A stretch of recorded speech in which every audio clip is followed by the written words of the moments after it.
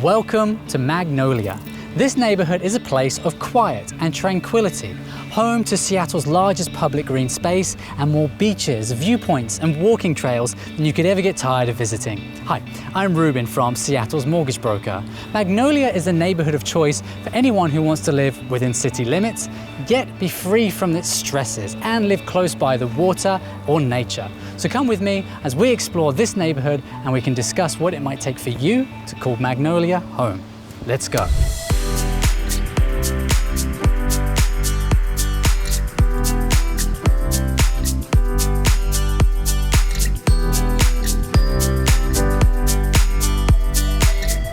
Magnolia is the second largest neighborhood in Seattle in terms of area and lies northwest of downtown. Discovery Park intersects Elliott Bay and the Puget Sound, and the West Point Lighthouse marks the westernmost point of the entire city of Seattle. But Magnolia is as much about convenience as it is about seclusion. You can commute to downtown in less than 20 minutes, or easily cross Salmon Bay to explore other North Seattle neighborhoods such as Green Lake or Ballard.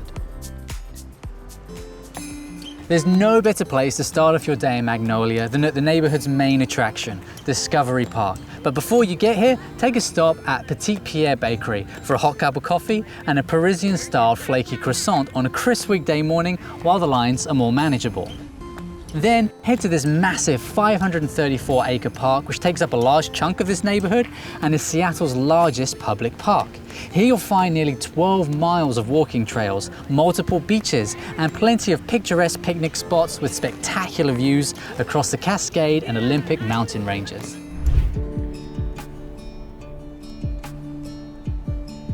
Make sure to plan your wanderings around the park to include a visit to the West Point Lighthouse. This is the iconic landmark of Discovery Park and the neighborhood of Magnolia. This 23-foot-high lighthouse began operation in 1881 and was the first manned light on the Puget Sound. Part of the charm of this lighthouse is that it isn't typically accessible by road vehicles. The closest public parking lot is about 1.5 miles from here, but despite the exercise, it's well worth the effort. And if you need to take a rest, you can relax on one of the sandy beaches before heading back. There are a couple boat ramps close to the lighthouse that are accessible by water only, and the Discovery Park Visitor Center offers permits to those who aren't able to make the trek out to the lighthouse, so they can park at one of the limited spots at the point. If you can tear yourself away from Discovery Park for long enough, then head to the inlet that connects the Puget Sound to Lake Union, and soon you'll stumble across another favorite Seattle attraction, the Ballard Locks. Magnolia lies on the southern side of this historic landmark, which is where you'll find the fish ladder. And back at the surface, there's more opportunities to view another mesmerizing process as you can watch the many boats going into and out of the Puget Sound.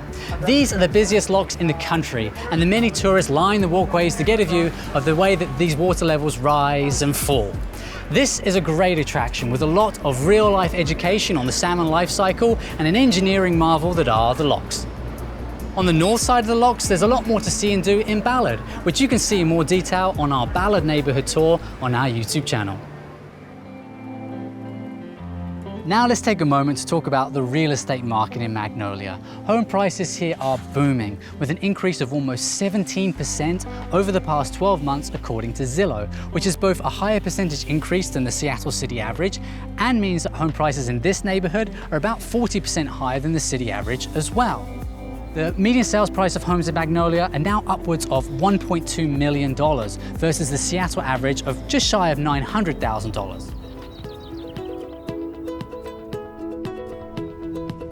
Another pleasant spot around this neighborhood is the Fisherman's Terminal. Wedged between Magnolia and Queen Anne on Salmon Bay, this shopping area has a cluster of good restaurants and shops set against the backdrop of the marina. The terminal has a long history, beginning in 1914, and has been synonymous with the commercial fishing trade of the Pacific Northwest in the many decades since. Wander the many docks and perhaps you'll see a commercial fishing vessel on its way out to the Sound. Or take a moment to ponder the many perils awaiting those who choose this livelihood at the Seattle Fisherman's Memorial, which serves as a place to visit for friends and families of those lost at sea. I decided to end my day in Magnolia with a hearty portion of fish and chips from Little Chinook.